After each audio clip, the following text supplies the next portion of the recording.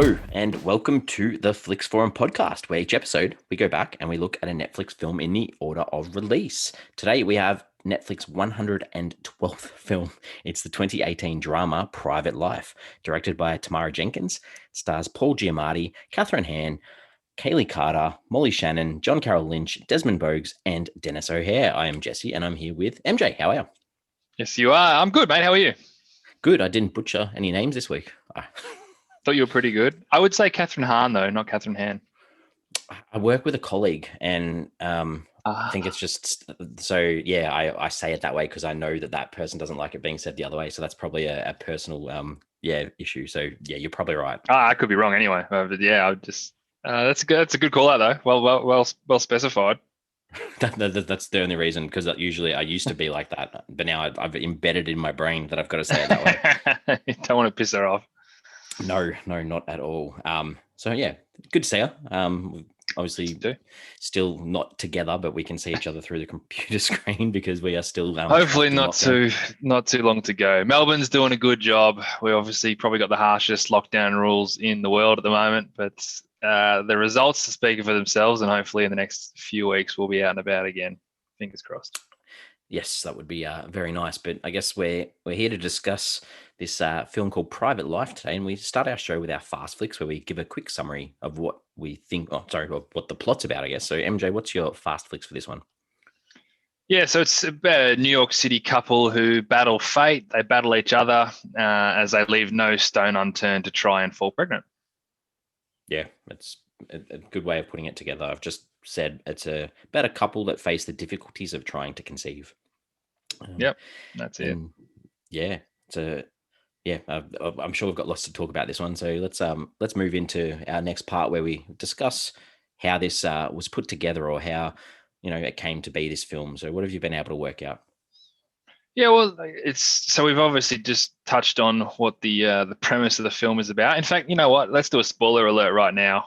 Not that we're going to go too many spoilers during the overview, but if you haven't watched this film, Private Life, on Netflix, and you are interested in watching it, we're going to spoil it. So if you don't like spoilers, maybe turn off now and have a watch and then come back. But yeah, look, I think the main thing about this story is that it is based on, in part, Tamara Jenkins, who wrote and directed the film, her own experiences of going through fertility treatments. And it's interesting hearing her sort of speak about, while she was going through it, it was, so far from the top of her mind that she was going to create a film about this kind of thing. And obviously time passes and things become a lot easier, but I guess one of the call outs for her was seeing how many people go through it, and seeing the despondence, and seeing how normal it actually can be. That why not write a story about it, because it is relatable and it is an important story to tell. So that was how she got the idea in the first place. Obviously it's not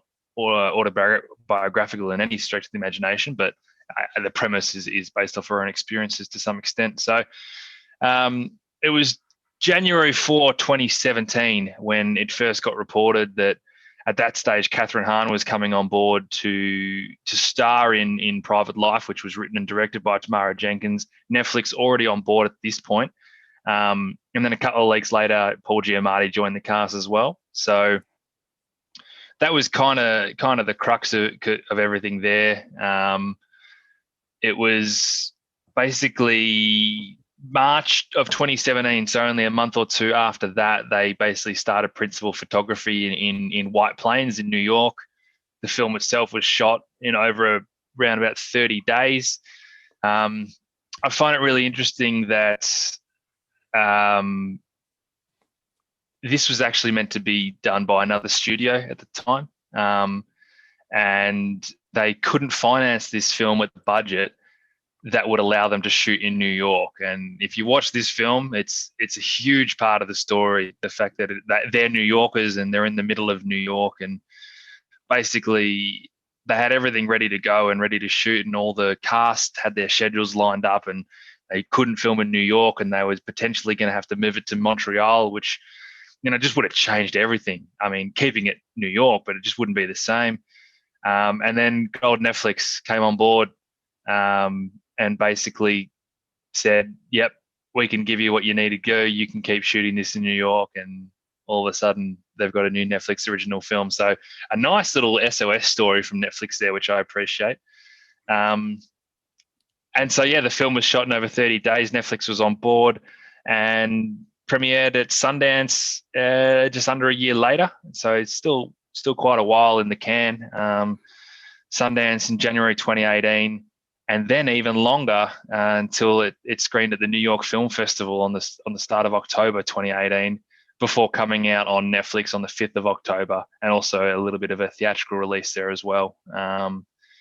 So from filming this film in start of 2017 to not hitting our screens till end of 2018 is quite a long time. But Netflix, this film was bigger than the average Netflix film, and obviously they wanted to put into a few film festivals and where it probably deserves to be. So I'll stop talking now because I think I've been talking for quite a while. I've been rambling on. I enjoyed it. I was going to jump in every now and then with some little bits to add to your stories, because I think that you've done a good job of putting that together. Because I mean, Tamara Jenkins, I think that you touched on this, that that basis around sort of issues that she may have had in her sort of experience as well. And I read this interview with her where she was talking about, her and her partner were going through this fertility hell, she called it. And in between doctor's appointments, they decided to go to the cinema. So the only option was this upstate New York multiplex, and they ended up seeing Knocked Up, Judd Apatow's Knocked Up. And she was just like, they have this one night stand. It's like, ta-da, there's a baby. And it was like the most awkward sort of situation to be in. And she said they were sitting in the audience like, oh my God, people have sex to get pregnant. Like they've totally forgotten about that part. So I thought that was quite a little funny anecdote about the experience of this process that she had to go through too. And you touched on this before as well with, you mentioned Amazon Studios were on board with this film to start off with, and they developed it for a few years. And obviously, and Tamara Jenkins said it was so complicated because at the end of the day, she's not negative towards Netflix, but she's happy that she was able to build this story, because without them, it wouldn't have got done in the end.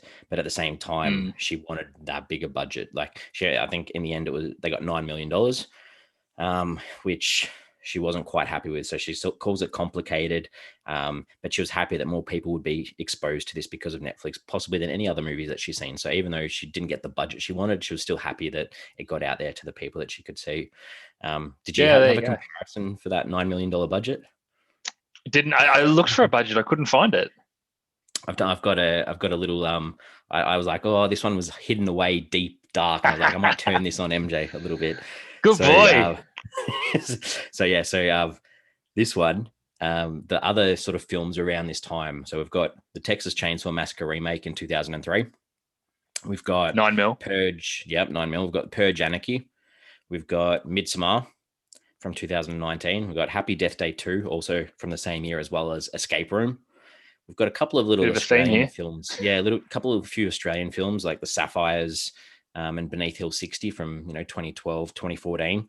And then just for complete out of context, James Bond Thunderball from the 60s, also on a $9 million budget, which obviously it would have been inflated massively, but you get that idea. It's a little independent sort of production from a small country film-wise, or a horror film, I guess, is the way of looking at it. Or it's a horror budget, which they make cheap and they get lots of money from. So interesting. Yeah, it is a small budget for a drama film like this, right? But that's what you get when you're trying to get a film that, like, it's a hard sell, right? Like if I'm a big studio, I don't think I'm putting this into cinemas and getting my money back. I guess the other little anecdote that I liked from this was Kathryn, what do I call her, Hahn, said that she read the script for this, and she thought she was going to have no chance of getting this role. So she actually got on the plane to New York and took Tamara Jenkins out for dinner to sort of charm her. Which is such a nice story to hear, that someone was so passionate about a project that they wanted to, do everything they possibly could to get on board for this one. It's got to mean something, right? If you're a director, probably going through bunch of screen tests, and all of a sudden someone, who's a big name. This was around the same time as Bad Mums, right? Like, not that Bad Mums probably was. Oh no, it would have been out before. So she's a big enough name, and she wants a piece of it. So that's got to be really, really appealing. You mentioned this one played at Sundance. The cut at Sundance was 9 minutes longer than the one we get on Netflix, but I couldn't find anywhere to see what the length difference was.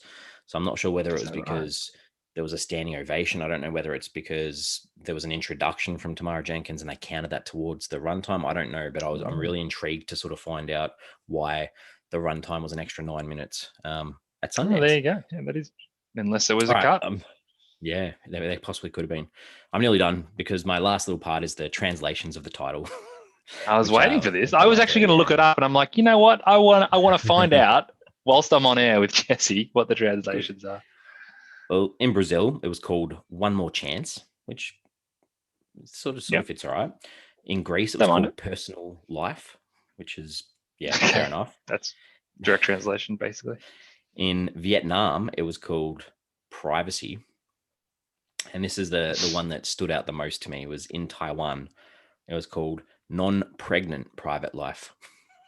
Very specific. Very, very specific. So that one was that's a good one. Gives a lot away for the title of that one. That should have been our Fast Flicks. It could have been. It could have been. What's this movie about? Non-pregnant private life. Oh yeah, seen it. Makes sense. But did you say this one was nominated for some awards? Yes, it was. Quite a few. Yeah. So I didn't write too much down because I was just like, I got one win off 15 nominations. So that was that's quite a few noms, I guess. Yeah, nothing from Sundance or New York Film Festival. I did notice, but I actually think the one win. I can't remember what festival it was from, and I probably should check it. But it was Central Ohio Film Critics Association Awards. There you go, and that was for Kayli Carter, wasn't it? And it was for Best Overlooked Film. What a random category. Yeah. That was the one. It's a good one though. Yeah, why not? Oh goodness. I had a percentage for this match for this. First time in a while. So did I. Oh, good. Fill me in. 91. Ooh. It's big. Extremely high. This one was interesting because I jumped on to add it to start it, so it was in my continue watching. So I usually jump on, press play like 10 seconds and pause. So I did that on one day and it said 79%. Next day I came back, it dropped to 78. So they obviously take the data and go, I didn't continue watching it. Let's drop a percentage point off. That's very interesting. And did you watch anything else in between? Ooh, I don't know off the top of my head. But yeah, so it's very close, but they decided to take that 1 percentage point off. It's interesting. I love that you remember it too. Yeah. Consensus time. What have you got for the consensus? Ooh, she's a popular one. A very nice 7.2 out of 10 on IMDb. Nearly 15,000 ratings. Very popular. Letterboxd has nearly 20,000 ratings, so more ratings, and a 3.7 out of 5, so a higher rating as well. So it's a very popular film from the IMDb and Letterboxd audience.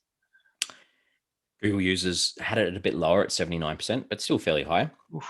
Yeah. But Rotten Tomatoes is on board with everything else here. The critics had it at 94%.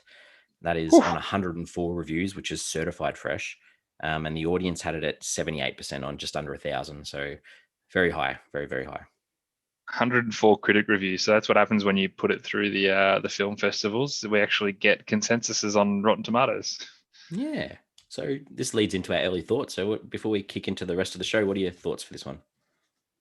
Yeah, I'm on board with all that. I thought it was really powerful, but it was also really personal and relatable. It's a really tricky topic that doesn't necessarily lend itself to sitting on the couch and consuming for 2 hours at a time. But that's, I think, really well navigated by the performances from Kathryn Hahn and Paul Giamatti. I think all of us kind of know a Rachel and a Richard, and I think some of us are Rachel and Richard. And the way that was captured and portrayed was really realistic. It was a little bit raw, not overly, a little bit raw. But also I felt really comfortable just being in the hands of those two people. And similar to the movie that we did a while back, To the Bone, in a sense, it's a story that will hit home pretty heavily for some, whilst others will just be able to appreciate it from the periphery. And I'm on the outside of both of those scenarios, To the Bone being a story about anorexia and eating disorders. I'm on the outside of both of those scenarios, but I certainly connected a lot more with private life. And I think it's because it took these familiar feelings and emotions about relationships and family struggles into this bubble of IVF and struggling to get pregnant. So from an understanding level, we could all still really relate without actually having been through that experience, because what they were going through was still having trouble with their relationship and trying to figure out what to do next, which we all know, which we've all done. So yeah, it did a good job for me. Yeah, extremely well put. Yeah, I think that this was made really, really well. I thought the performances were really, really good. And as you mentioned, sometimes this is sort of seen as a taboo topic, I guess, at times, and they sort of make mention of that at times throughout this film too. So I think that they did this in a nice, sensitive way that, like you mentioned, was still relatable, was still personable, was still believable. And I think that was really impactful. And that's where I lead into for this one, I guess. Yeah, it's quite a feat, to be honest. All right. Well, we start off with our characters before we jump into some scenes. So fill us in on who you'd like to talk about that way. I think I want to start with Richard, even though I think Rachel's probably your key.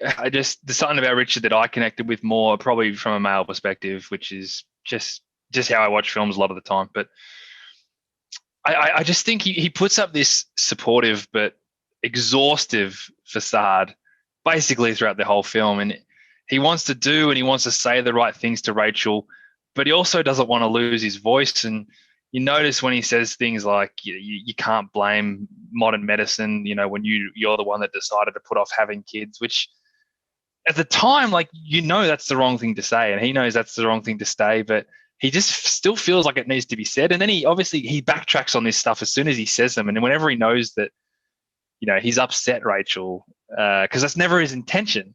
He just kind of wants to let her know, because he's a logical thinker. He's a rational frame of mind. And he needs to let that opinion out all the time, despite the fact that he knows it's the wrong thing to say. And I think, to me, that connected with me a lot, because that's not a IVF or pregnancy thing. That's a male female thing, right? And I think you've got this guy with such a rational brain trying to navigate through this situation, which is more emotional than anything else. And that's how he can handle it. He needs to have his say, even though he doesn't want to do or say the wrong thing. And putting up this facade, which is not a huge facade, he still gives away most of who he is, but it's an exhausting facade for him. And it becomes almost too much. And I think it all kind of culminates at the end when that process is over. And he's kind of like, I'm kind of glad, because this is just, and it goes to your point about Tamara Jenkins before. Is this what it's like to have a baby? Is this what we got to do to have a baby? You lose sight of it all. And I love the way that Paul Giamatti navigated that character, but that character just existed in a way that felt completely normal because of the circumstances. It worked so well. Yeah, I haven't got too much to add. I think that that you've put it really well, that the support that he showed and the care that he showed throughout was just commendable. And there were those times that he slipped, like you mentioned, but I really appreciated that you did get to see him snap at the end, and you did get to see that this is taking a toll on him as well. That he's not carrying or trying to carry this child, but the impact of these constant battles that they're having, not just with medical professionals, but within their own relationship. I think that it was just nice to see at the end that it added so much more to his character than rather just seeing him go the whole way through just being this the same sort of defensive sort of shield. So I liked that, and this leads into Rachel a little bit, I guess, as well. But I liked that they set them both up. Like, he's got that blocked testicle, and that they make this deal about her not being as fertile as she used to be as well. So I think they did a really good job of not putting the blame on either of these characters, and I think that it sort of simmered nicely that both of them they just wanted this one thing together, and they were both trying to do what they could do and what they thought was the right thing to do, and there was no need to blame either, or no need to have one of them come off worse than the other one. And I really appreciated that. I think I think that's a good point. And that's an important part of telling this story, because this story it's not about a specific relationship where this might have gone wrong or someone was at fault and someone supported another person. The story itself is about this well-intentioned couple that's trying to have a child, and it doesn't matter who or why they can't. The fact is they can't, and that's a universal story for so many people, and it's a really good pickup that you never actually think about why they're not having it, and whose fault it might be. It's just that this is what we want, and unfortunately, we're going through hell just to get it, and it's not fair. Yep. Well, lead into Rachel. What are your thoughts on her? Well, if Richard is that rational mind, Rachel is the exact opposite in the sense that she's particularly emotional, and she thinks and she behaves with her emotions, which is, probably the trait that makes her the charismatic, fun, and likable character that she is. But this process puts her through emotional and physical turmoil, like the instability of the unknown. That's what's happening, regardless of the fact that what she's putting her body through. She's at the extremes of her emotional being throughout this whole film, and as much as it seems you could watch this film and think like, oh, maybe this couple's not right for each other, and then they talk about where they haven't had sex for a year and all that kind of stuff, that they are actually perfect for each other because they do complement each other, how different they are. And I commend her as much as I commend him with the way she navigated it. And I don't think you can talk about Rachel as well without talking about the performance from Kathryn Hahn. It's great to see that we know how badly she wanted this role, but man, she knocked it out of the park as well. It was this felt like a real couple, like an absolutely real couple that not only would you hear about, that that you'd hang out with, and that's what made this movie work so well.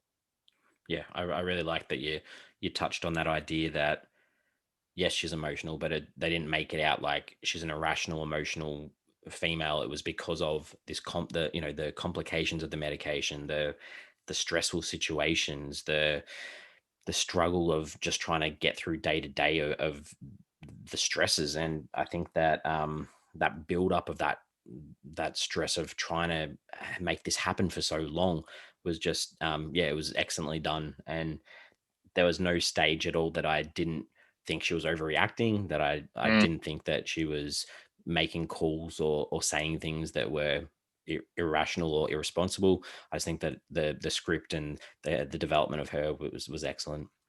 Yeah, I agree with that. I think it's worth pointing out as well that one of the main parts of this story is that, and it's called private life. Like, it's not specific to having a baby or trying to conceive. Regardless of what they were going through with trying to have this baby, they were also dealing with, like, she was dealing with trying to get a book published, and she couldn't agree with her publisher on certain elements of that. They obviously had the issues with the family, with the brother, the stepbrother, and her and the family, and when Sadie comes into it as well. And then you also combine that with the fact that there's a financial toil that they're going through as well. This is more than just what they're trying to do, and I think it's a nice message that life doesn't stop for this. Like, just because you want to put I was going to say all your eggs in one basket, it's a horrible analogy, but just because you want to dedicate everything that you've got to this process doesn't mean that everything else in your life is just going to stop. And that's really important too. And I think that's a nicely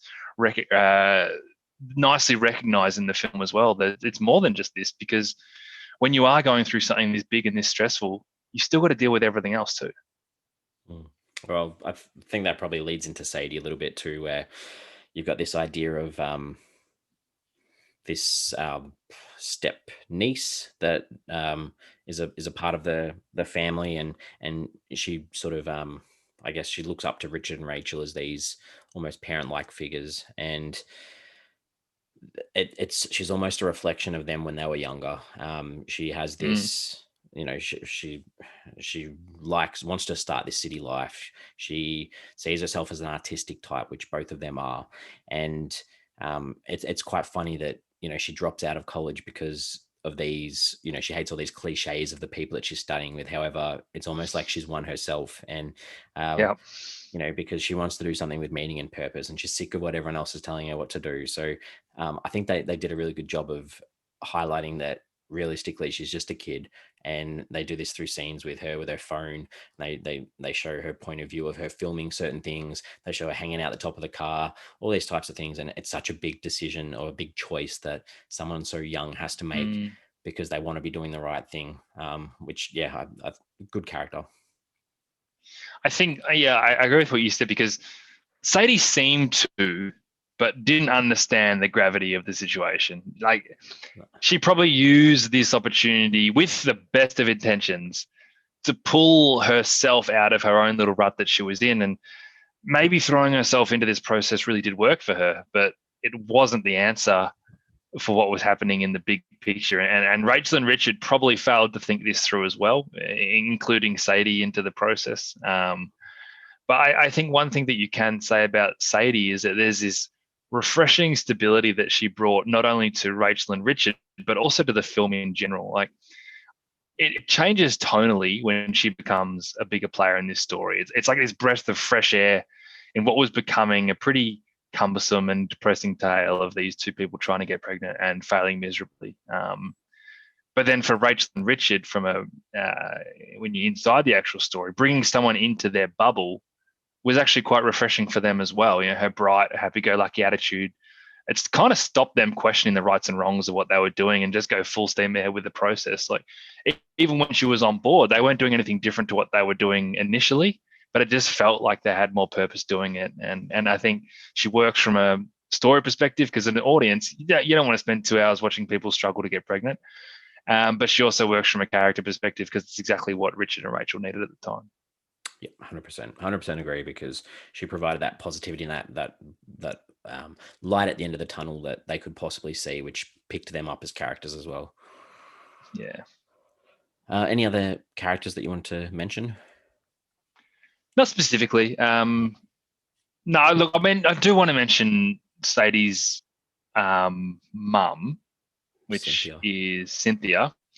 And just more to say that I like the fact that it was a four-dimensional character. It wasn't just, this is potentially the villain of the film.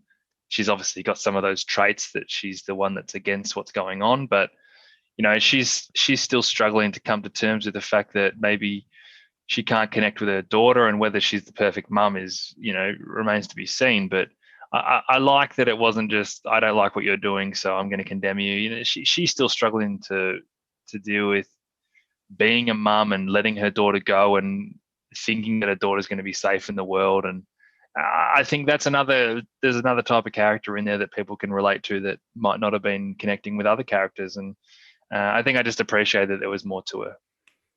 Yeah, I agree. Like, that whole idea of that empty nest, not just with Sadie, but with the other daughter, Charlotte, I think her name was, getting that offer to college. And she was obviously going through her own hormone issues, that, that pulling the hairs out of her chin. And I think everything you've said, I've agreed with. And I really enjoyed that they gave her that opportunity to come around and support Sadie, even if she wasn't happy with that choice. So I think you're right, that they gave her enough to grasp onto her.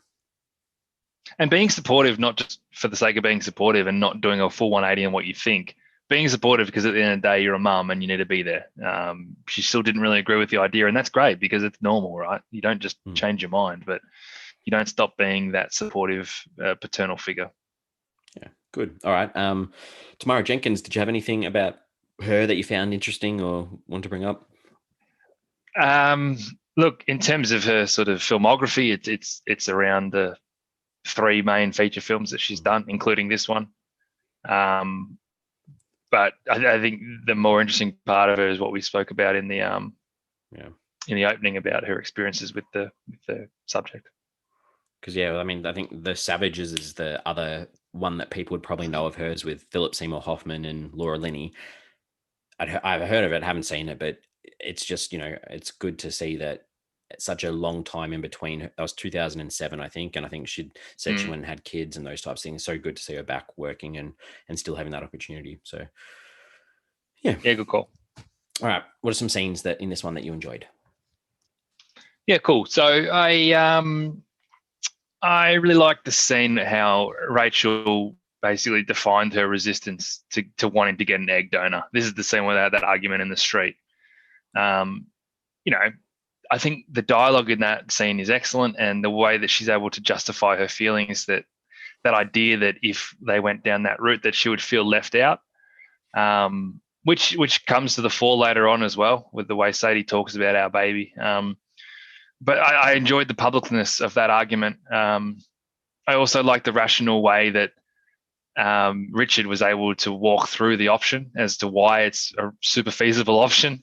And then the way he backed down as soon as that she told him that she'd feel left out. And that was kind of sums up Richard, right? Like, he's always going to say what he thinks is right because he's just got that brain, and he explains it really well. But at the end of the day, he's there to support her and be there for her. And I think that scene kind of just captured that beautifully. Yeah, I think that's probably the standout scene for me. I mean, you've spoken everything about it anyway, but I did like the conclusion where, you know, he keeps trying to hug her and she's pushing him off, and then finally they do embrace, and I think that was a really nice conclusion to, you know, it reminds me of that argument in Marriage Story with we've done a bonus podcast on, where you have two people going at it, very, you know, very upfront, very personal, very truthful, and then at the end it's okay, we can accept what we're saying about Comfort each other. Yeah. And I think we've all been there as well, right? When you do have an argument and you try and offer physical support and it doesn't feel like it's the right thing to do, but then it actually is the perfect thing to do. You don't hate someone because you argue with them. In fact, when you're at your most vulnerable is when you need that support. So you're right. It was beautiful. Following on from that, I really enjoyed the madness of the scene at Thanksgiving where Sadie drops the news, and her justification to her mum was really sound, but then her dad trying to understand both sides of the story. He doesn't want to take sides, but he's in a tough position as much as anybody, but him forcing them to take food home, kind of almost showing his support that it's okay, not the end of the world. I know she's mad. I know we should be mad, but we'll work through this. And the turmoil that it was causing all of them, and the fact that Sadie called out her mum for being threatened by Rachel, which, you know, from what we've seen on screen so far, makes perfect sense. How she spoke about making sacrifices to be a mum, and that's not something that Sadie's interested in doing, to sacrifice her career. But all of this was done to the backdrop of that bloke talking about being 31 days sober. It just added to the madness of this whole scene that was all happening in the space of a few minutes. It just worked for me. One thing I liked about this film in general was that every time that you see them in a waiting room, it's a full waiting room, and there's blank and exhausted faces, and, you know, this stuff is so normal that they're going through, and it's impacting so many people. And here we are looking at one story and focusing on one story, but every single person in every single one of those waiting rooms has their own story. And I think that was really a really clever way to do it, because they lingered on those scenes and they focused on every single time there's all these people where it's a full waiting room and everyone looks so despondent, and it's just a cruel part of life. It's funny, I say it's a cruel part of life. It's obviously a marvel of modern medicine that we can make it happen for people who can't have children in the first place, but it doesn't make it a nice thing. Yeah. I really like that. Yeah, just to touch on that, I think one of the things that I enjoyed was a lot of the way that they dealt with any type of medical situation. They did it in a way that they build this feeling up through whether it was repetition or building this fear or this concern with, you know, the locations. And, you know, there's scenes where, you know, one of the medical people starts playing music during the procedure, just this that you know, that song's been played for so many people that have probably gone through that procedure. The same with the anesthetist who, you know, says, my daughter came to work, you know, she hears that story again. Like, it's so impersonable at times, because it's just this room of blank faces. And you know, just even I appreciated that routine from when they did the IVF the first time. They did exactly the same thing the second time with the picture and putting on the fridge, and I just thought they dealt with all those medical situations really well. None of them were cringeworthy. None of them were horrible. It was just a nice way of doing it. Yeah, it's a good point. Again, the whole thing was so impersonal, right? And for someone who hasn't gone through that experience, you don't know how impersonal it is. But you know what? It's probably like any procedure for doctors and medical professionals. It has to be, right? And so it's another really good pickup. And look, the last scene I wanted to talk about was basically the final fight scene that they had once everything went belly up on the IVF. And there's a line that Rachel says, and I love it so much, and she just says, "I'm so sad," and that's it. Is there a more heartbreaking line than someone admitting to you that they're sad? It's so simple, but it's as deep as you could possibly get to try and tell someone how you're feeling. And I'm so sad, and then that leads into Richard admitting that he's relieved that it didn't work. And of course, they have that fight about how often they have sex. And this is what the process has done for them. Like it's entirely broken them. They're both in that scene. They're both well within their rights to feel the way that they feel, but it doesn't bode well for a successful relationship. And it just shows how toxic this process is for them. And I mean, I'm just listening to these two people talking and I'm feeling for both of them and I'm understanding both of them. And what a great way to put that together. And just, again, excellent dialogue and just excellent chemistry between these two. It was awesome. That was probably my second favorite scene. And just the, the idea that, he's like, I know I'm supposed to comfort you, but I can't. And just the conclusion of that with that fade to black was just with no resolution. It's just like, this is where we're leaving them for the night. It was just so impactful. And you got that would last days, right? They wouldn't, you have that fight that lasts a few days. Not that they're mad at each other, that they should be mad at each other, but they're not normal for days and days after this because of that. Well, I think that led into the title that said 9 months later. So exactly, however long it took them to rebuild and reconnect, and obviously that the final few scenes give us an idea that they have been able to do that, which was really nice. So I think that was really which you don't doubt either. Like you kind of don't doubt that, but it doesn't mean that they've gone through hell and back just to come out in exactly the same position on the other side. All right. Well, a couple of other things that I enjoyed, I guess, was there was a scene where they came out from after the procedure and they're in the backseat of the taxi and the taxi is just bumping along. And before she even, I was just feeling every bump as they went along just before that, like hadn't even said anything. That's true. Oh my God, I'm feeling it. I'm feeling this. I'm like, taxi driver, come on, mate, come on. So I thought, like, how good is that if you can feel that through what you're watching? You're right. Good filmmaking. Yeah. I thought the way that they retold the story of the failed adoption through that young teenage girl was really almost traumatizing as a viewer. Like it was so well done that you could see how much they put into this whole effort and wanting for this to work. It was just heartbreaking, and I thought it was done really well through this flashback by telling their new adoption person, I guess, the story. So I thought that was done really nicely too.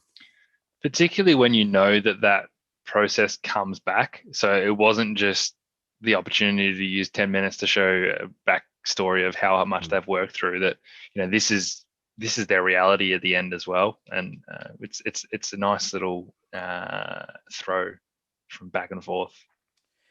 I thought all the scenes where they find out the news of the failures and the disappointments, they were just all well done. Like the sound cutting out, the shower stopping, the fades to black. It was just done nicely that you knew exactly what was happening. Didn't need to be told exactly what was. It made me understand, and I just appreciate that from a filmmaking point of view, not blatantly having someone walk in and go, it didn't work or something like that. It was just so tastefully done. Paul Giamatti letting the air out of the mattress. Just yeah.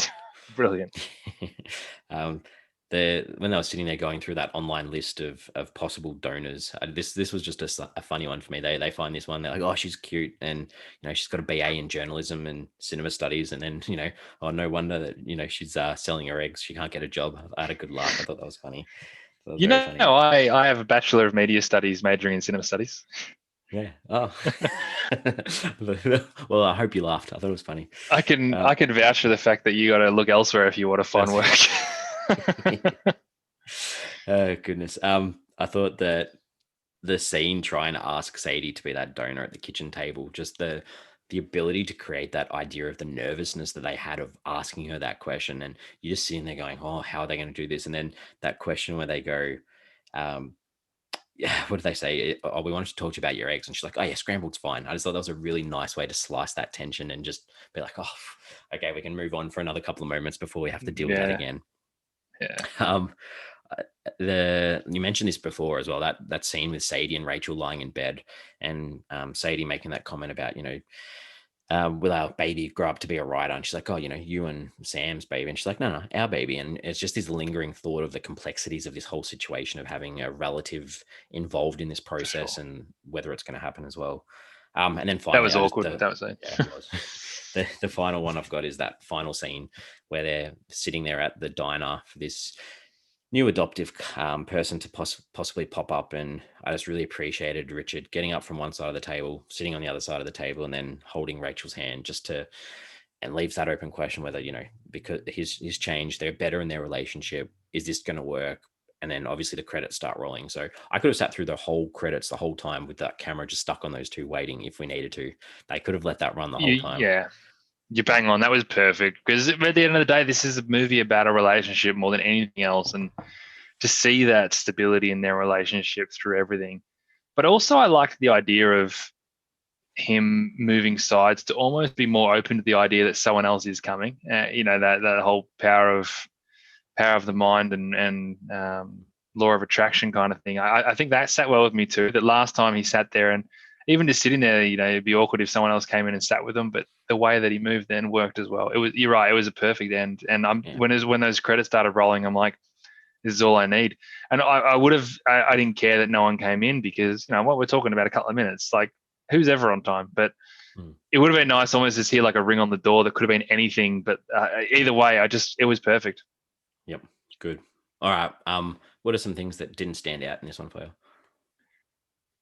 There's honestly not much, man. Like I was clutching at straws for this, but I didn't necessarily know if we needed the idea of Sadie taking too many meds to try and help the chances of her being able to produce more eggs. Like it felt like that didn't add too much to the story, except kind of to get her out of the house that she was living in and sort of move her out of the story a little bit. And that sort of combined with the scene where Sam sees her injecting herself, it just kind of never led anywhere. So I don't know if we really needed that. I did like at the end when you see them take Sadie to the place, the castle sort of thing where she's riding. It was almost like Richard and Rachel recognizing that we probably did the wrong thing by trying to bring Sadie into this. Let's recognize that we still are there for her as a supportive aunt and uncle and move on from it. But that whole part of the story that didn't necessarily work for me. I didn't hate it because in the back of my mind I was having these thoughts like, is Sam going to then go to Rachel and Richard and say, I think she's using drugs, or because she was obviously working with them as well. I just had these different thoughts in my mind. Like obviously I thought that too. Yeah. So I mean that's a little bit of a nice little miscue, I guess. But yeah, and I did appreciate too. Yeah, I just don't know if it needed it. Yeah, I liked the when they do take her to that art school at the end, that they make a deal that they didn't have to pull any favors to get her in that spot too. That was nice. That was really good. That was good. Yeah, you're right. Yeah. Is that it? That's it. Yeah, that's the only scene I've got. Yeah, I didn't have anything, so I guess we'll continue moving on to some themes and some ideas in this. Yeah, look, it's all about that incredible process, right? I've got an enormous respect for anyone who's going through this with nothing but the best intentions in mind. And I kind of like the fact that the movie could very easily go down the whole life is unfair route, but it doesn't. It kind of anticipates that the audience is already accepting or beyond the fact that we know life is unfair. And this is just another one of those reasons why. But here's what the impact of what this can actually do. And I think that was really well received by me to go down that route, and I appreciate it. But it probably also talks a lot about support and the systems that are in place for support. And this is why this movie becomes more universal than just people going through this specific issue. The idea of having support and systems in place for support is relevant for anything that you're going through. And it probably stems down as well to the fact that your relationship and is the most important thing, and why it's important to continue to focus on your relationship whilst you've got all this external noise going on.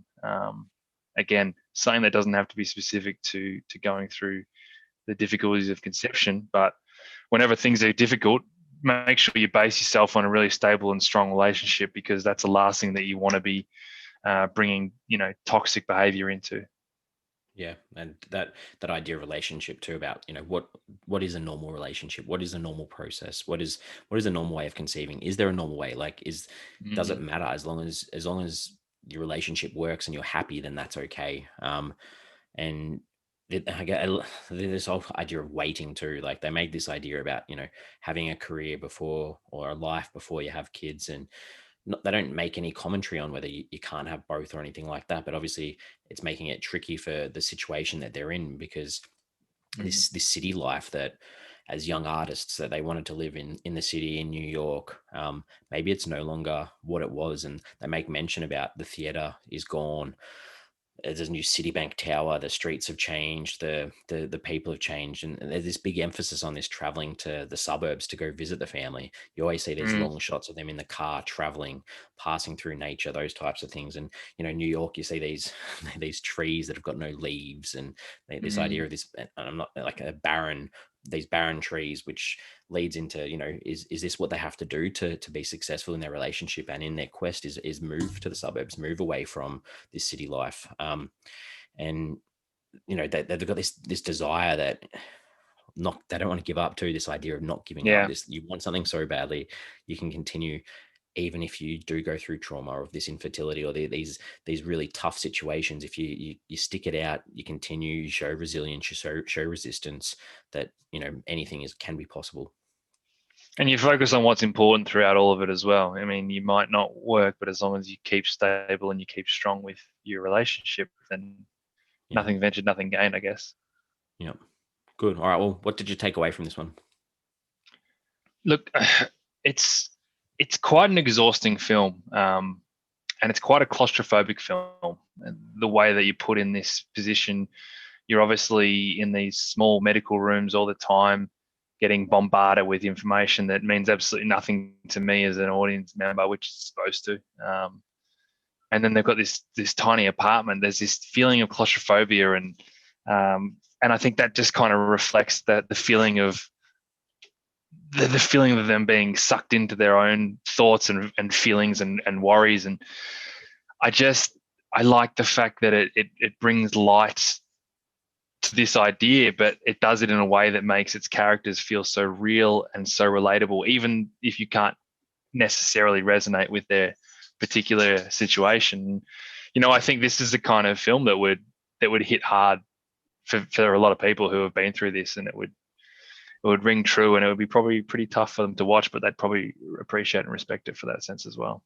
Yep, it's pretty much exactly what I sort of take away from it too. That people who possibly may have been through this situation, it might be a struggle for some people.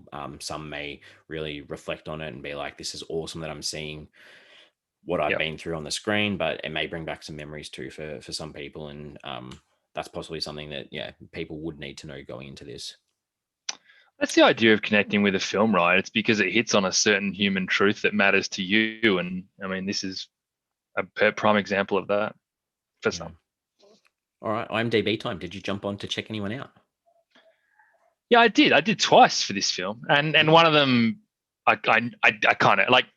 So Dr. Dordick is played by Denis O'Hare, and I've seen him in a few things. He's always going to be Russell Edgington from True Blood, one of the real evil vampires from one of the later seasons. And every time I see him in things, I'm like, I'm pretty sure that's the guy from True Blood, and it certainly was. The other one was Cynthia Grimes, who's played by Molly Shannon that we spoke about, and she's just got that familiar face, and she's obviously from the sort of Saturday Night Live fame, but it's Wet Hot American Summer that sticks in my mind from her. That's what I remember her from most. Good. I looked up John Carroll Lynch, who was Charlie. Charlie, yes, which is Russell's brother. Stepbrother, yeah. Stepbrother, yeah. So he's just in so much stuff. Like if you go on his IMDb page, it's such a good page. And I was just trying to work out what I'd seen him in recently, because I've seen him in so much stuff. American Horror Stories, in Fargo. He's in The Founder, the McDonald's movie. But he is. He's one of the brothers with Nick Offerman. He is.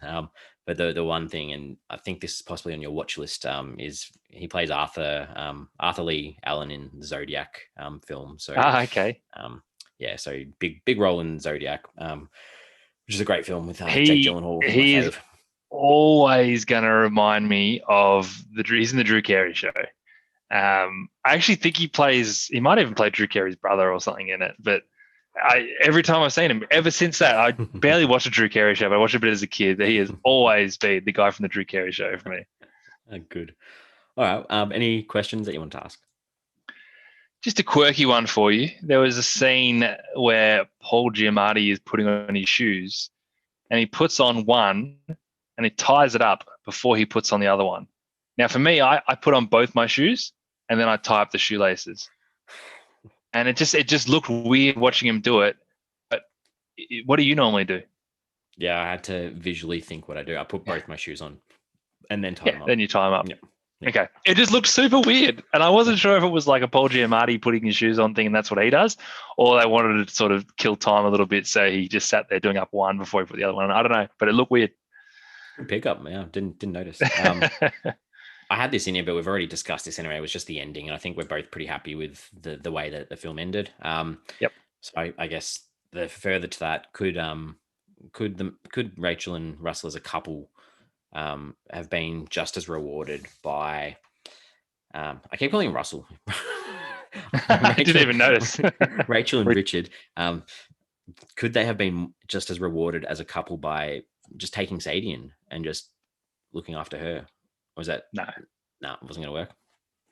no, I don't think so. I don't think that would have satisfied their paternal instincts. They wanted to be a parent. They didn't want to be someone who's going to care for someone, because even when she was being taken in, they were still playing aunt and uncle to her. Yep. And yeah, I don't think that was what they were after. One of the good things about this film, though, is I wasn't quite sure how it was going to end. I wasn't, what's the right way to end this kind of film? Do you end it with, hey, you got pregnant and then they have a baby, or do you end it with, hey, it didn't work and then they stop trying? Yeah, it's kind of hard because you're trying to tell a story that, I don't know the stats, but I'm sure that IVF is pretty low percentage of still working, better than normal, but a lot of people do IVF more than once before it actually works. So you kind of want to be true to that as well. Good.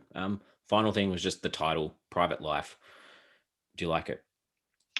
I do like it. Because as I said, this is a really general story about their life that's got a big situation in it. But I do like that it reflects the fact that it's covering the fact that it's a life thing. It's not just a situational thing, but it is very easy to forget. And it doesn't really stick with you all that well. I don't know. I'm just thinking because everything in their life is anything but private. So I don't know. I don't know whether, like if that was intentional, that was that play on words, but yeah, I don't know. I don't know. Yeah. And like you mentioned, it's not, if I tried to be like, oh, what did I just watch? I was like, oh, that title doesn't really go with the film. I don't know. Yeah. I get what you're saying. I do appreciate it, but it's not the perfect title. Yeah. Cool. All right. Well, I think we're almost ready to wrap this one up, where we each give the film a rating out of 5 and then give it a Flix Forum average. So what have you got for this one, MJ? Yeah, look, it was an important film. It was powerful. It was somewhat raw, but it wasn't stripped back enough that you still can't enjoy it from a real just narrative level. And all the while, it was aided by great characters, great performances that are just as good as everything else that was happening. It's a really solid 3.5 stars for me. Nice. Well, yeah, I just thought this was really well put together film, really hard to fault. Some extremely memorable scenes that showed some raw emotion that came down to some of the performances, I guess, for me. And it's really nice to see this story be told. I'm giving it a 4 out of 5. I was close to giving it a 4. So that gives us an average of a 3.75, which is very, very nice. Up there in the higher sort of category. We are on socials. We have Twitter, we have Facebook, we have Instagram. Pop a question up every week. This week, the question I've got is, how can you be supportive of denial? And this isn't necessarily about Rachel and Richard. This is more in relation to Cynthia and almost her denial about her relationship with her daughters, with her family, with her husband. So I was just putting this, like, how could someone support her? Because out of all the characters in the film, I feel like she was probably the most isolated without a massive support for her. So how can you support someone that's in such denial of their surroundings? And to that point, it's probably the one thing that we didn't discuss as much was the fact that there was this story there, whether they went into it as much as they could have, of her and her husband and the role that he played with her. And as commendable as any other character in this film, I thought he was, and stuck to his guns where he could, but still supported her where he could, and was also juggling a family and a brother who's going through a lot of stuff. And it's I don't think they explore that question as much as you probably want to explore it with this conversation, but it's still an important part of the film, and I like that you've picked up on that. Yeah, good. All right, well, we're back again next week. Now this week, well, then one for next week, I've had on my watch list since it came out, and I've Oh, always been daunted by its runtime. oh Because no. I know this story, and I was so tempted to watch it when it came out, and then when we started this show, I was like, I'm just going to wait until we get to the show to do it. Oh, So so you waited 2 years? I've waited. We've almost been doing it for 2 years now. So Yeah. it's a 2018 Norwegian one. It's a crime drama, and it's called 22 July. It's directed by Paul Okay. Greengrass.